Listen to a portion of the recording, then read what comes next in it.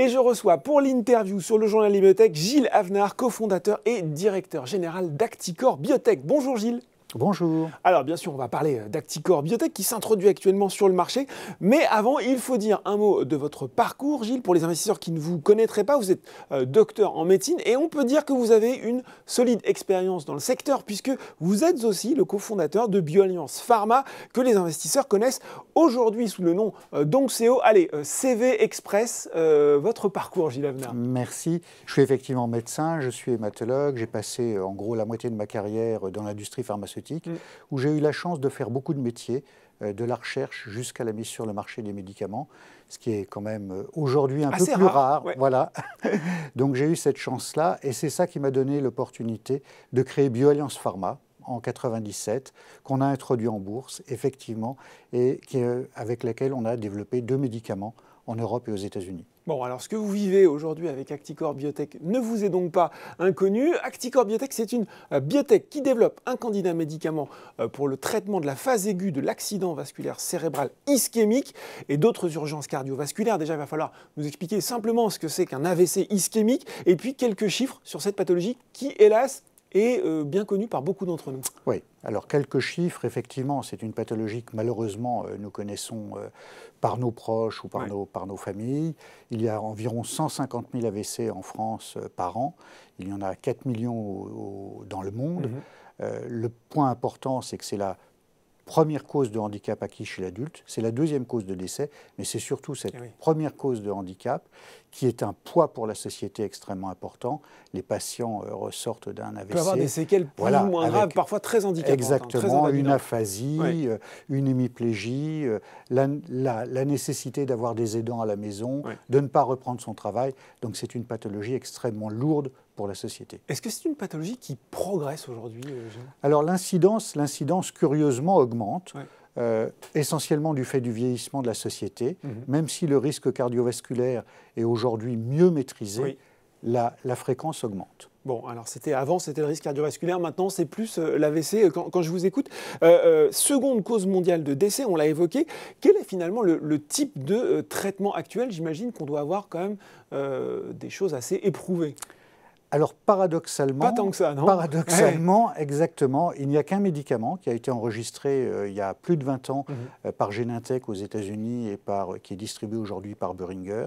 C'est un médicament qui dissout le caillot, mais ce médicament a une limitation, c'est qu'il ne peut pas être donné au-delà de 4h30. D'accord. Parce qu'au-delà de 4h30, il y a un risque de ce que l'on appelle une transformation hémorragique, c'est-à-dire que l'artère qui est bouchée, finalement, va s'ouvrir dans le cerveau et provoquer une hémorragie cérébrale. Et ce risque-là est tellement important que peu de médicaments, voire même pas du tout, aucun autre médicament n'a pu être enregistré à cette phase-là de l'accident vasculaire cérébral, ce qui explique la nécessité d'un traitement non seulement qui améliore cette prise en charge, mais également qui ne fasse pas saigner. Bon, voilà, c'est ce passage de l'AVC ischémique à l'AVC hémorragique. Voilà, donc il faut faire attention. Donc justement, vous avez une solution, c'est le glenzocimab, un fragment d'anticorps monoclonal qui va être associé à la thrombolyse, ce médicament qui va dissoudre le caillot. Quel est, lui, son mécanisme d'action, précisément ? Alors, nous ciblons un récepteur des plaquettes. Vous savez que les plaquettes sanguines sont ces petites cellules qui arrêtent le saignement de façon normale quand on se coupe. Mais par contre, de façon pathologique, c'est des cellules qui vont se fixer sur le caillot à l'intérieur de l'artère et vont augmenter la taille du caillot et empêcher, donc là, elles ont un effet aggravant, en fait. Voilà, empêcher qu'il se lise. Et donc, nous allons empêcher la fixation des plaquettes sur ce caillot et donc améliorer sa lise. Ce qui est important, c'est que ce récepteur des plaquettes, qu'on appelle la GP6, cette glycoprotéine plaquettaire, 6, absolument, absolument, a été découverte notamment chez des patients qui n'en avaient pas et qui ne saignaient pas, alors que les patients qui ont un déficit sur ces récepteurs plaquettaires, habituellement, ils ont des problèmes hémorragiques. Et donc, c'est cette dissociation entre cette cible plaquettaire qui ne fait pas saigner qui nous a donné l'idée d'aller dans l'accident vasculaire cérébral où le risque hémorragique est majeur. Aujourd'hui, est-ce que vous êtes les seuls à travailler sur cette technologie d'inhibition de cette fameuse glycoprotéine plaquettaire 6 ? Alors, ou est-ce qu'il y a d'autres qui s'y sont intéressés ? Je répondrai en grande partie oui. Il y a une autre société, une société allemande, qui travaille non pas pour inhiber la GP6, mais pour injecter la GP6. Donc c'est le mécanisme un petit peu inverse de nous. Donc on ne va pas inhiber les plaquettes. Par contre, cette GP6 des Allemands va se fixer sur les vaisseaux qui sont lésés. Et ce n'est pas tout à fait les mêmes indications. Ils vont, je pense, plutôt viser l'athérosclérose carotidienne plutôt que directement l'accident vasculaire cérébral. Bon, toujours sur l'AVC en 2019, vous aviez acquis la start-up brestoise AVCare, je ne sais pas comment on le prononce, qui travaillait sur un biomarqueur précoce de l'AVC. Ça aussi, c'est important finalement d'associer une détection sûre et rapide avec un traitement derrière. C'est très important pour une raison qu'on a évoquée, qui est l'hémorragie cérébrale. C'est-à-dire qu'avant tout traitement de l'accident vasculaire cérébral, les patients nécessitent une imagerie. Donc une IRM ou un scanner, ce qui impose de les transporter d'urgence dans un service spécialisé. Et si on pouvait avoir un biomarqueur à la phase très précoce, c'est-à-dire dès l'ambulance, comme on fait dans l'infarctus du myocarde. Dans l'infarctus du myocarde, n'importe qui peut faire aujourd'hui un électrocardiogramme et diagnostiquer un infarctus. Dans l'AVC, on a besoin de cette imagerie. Et si on avait un biomarqueur qu'on puisse faire très précocement, on pourrait commencer le traitement plus tôt. Et donc c'est ça qui nous intéresse. Alors c'est une signature biologique, c'est un test génétique qui est aujourd'hui très, très précoce. Donc nous allons le développer et c'est effectivement important pour nous parce que notre traitement pourrait à ce moment-là être donné beaucoup plus tôt, voire même en préhospitalier. Bon alors, Glenzocimab dans l'AVC, c'est très clair, vous l'avez très bien expliqué. Il y a d'autres indications, urgence cardiovasculaire, vous l'avez dit, vous allez nous les expliquer. Et puis, il y a le Covid-19. Et là, moi, je me dis, parce que je n'ai pas votre expérience dans le domaine, quel rapport entre le Covid-19 et les urgences cardiovasculaires ? Ah, ça c'est une bonne question. Ouais. C'est une idée qui nous est venue en mars 2020. Chacun d'entre nous regardait cette épidémie nouvelle, cette pathologie nouvelle, et deux choses nous ont frappés. D'une part, la fibrose pulmonaire, et d'autre part, la plupart de ces patients sévères avaient des problèmes thrombotiques, c'est-à-dire ils faisaient soit des accidents vasculaires cérébraux, soit des embolies pulmonaires, soit même des microthromboses dans les vaisseaux. Oui. Et donc, l'idée nous est venue que les plaquettes pouvaient être impliquées. C'est en fait une cible qui n'est pas du tout explorée aujourd'hui par la plupart des grands groupes. Et donc nous avons réuni un panel d'experts internationaux pour leur soumettre cette idée. Il n'était pas question d'y aller pour y aller. Notre indication cible, comme vous l'avez dit, c'est l'accident vasculaire cérébral. Et finalement, les experts internationaux nous ont dit c'est une excellente idée. Effectivement, on pourrait très bien utiliser votre anticorps pour les formes sévères.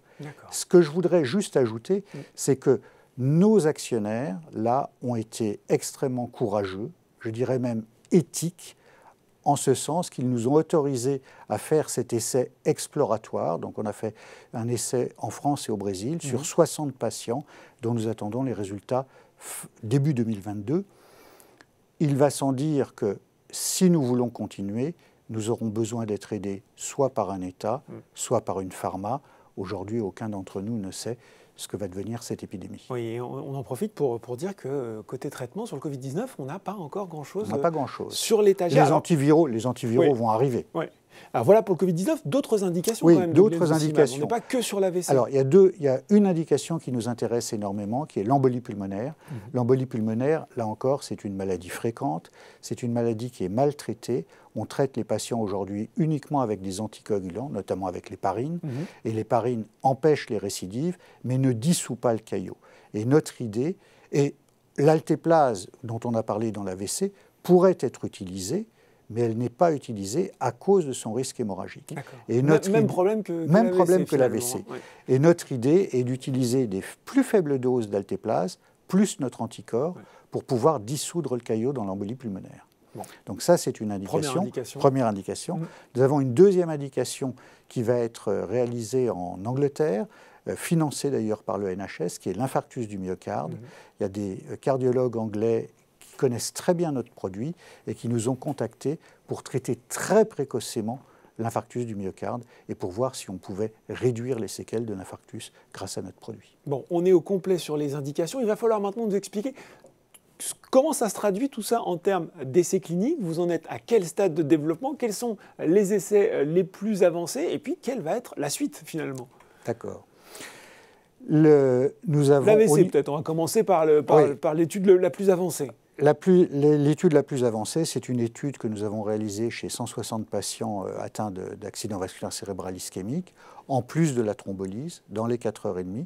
La moitié de ces patients également étaient thrombectomisés, c'est-à-dire qu'on pratique une intervention qui permet d'enlever le caillot dans l'artère cérébrale. Donc nous avons 50% de ces patients juste thrombolysés et l'autre moitié thrombolysés et thrombectomisés avec le glenzocimab.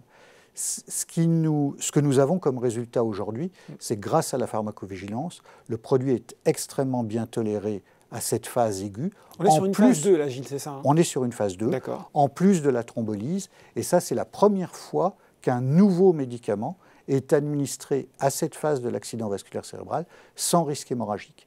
Donc les résultats complets de cette étude seront connus début 2022, mais d'ores et déjà, grâce à la tolérance, les autorités réglementaires, et notamment la NSM en France, mais également l'autorité allemande, nous ont autorisé à démarrer une phase 2-3 d'efficacité.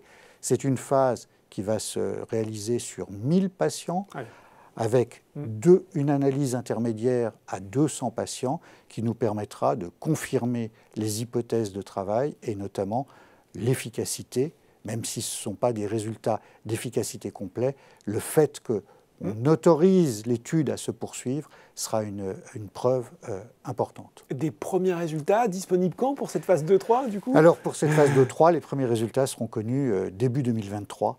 C'est ça une échéance importante. Et puis, bon, c'est bien cranté, hein. Début 2022, début 2022. Voilà, début 2022, les résultats sur le Covid-19 et les résultats sur la première phase dans l'AVC. Début 2023, les premiers résultats sur l'étude d'efficacité dans l'accident vasculaire cérébral. Et sur les autres études cliniques, sur les autres indications? Alors, l'infarctus du myocarde va commencer probablement début 2022 en Angleterre.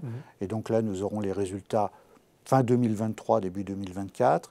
Par contre, pour l'embolie pulmonaire, nous commençons à la fin de l'année 2022 et l'étude devrait durer à peu près 18 mois. Bon, sous réserve, et c'est ce que je vous souhaite, du bon déroulement de cette introduction en bourse qui se déroule actuellement, quel horizon financier finalement va vous donner l'opération en cours? Alors l'opération en cours nous permet d'atteindre la phase, cette analyse intermédiaire sur l'étude de phase 2-3. Et donc nous avons de l'argent jusqu'à fin 2023 avec cette opération. Après cette analyse qu'on dit de futilité, notre objectif est de trouver un partenaire industriel ou éventuellement de relever de l'argent pour aller plus loin. Bon voilà, et ben vous reviendrez nous dire ce que ça donne tout ça. Avec plaisir. Et ben voilà, écoutez, merci beaucoup Gilles Avenard, cofondateur et directeur général d'Acticor Biotech, d'avoir été sur le plateau avec nous aujourd'hui. Merci à vous. Le journal des biotech, c'est fini pour aujourd'hui. On se retrouve dans 2 semaines pour un prochain numéro.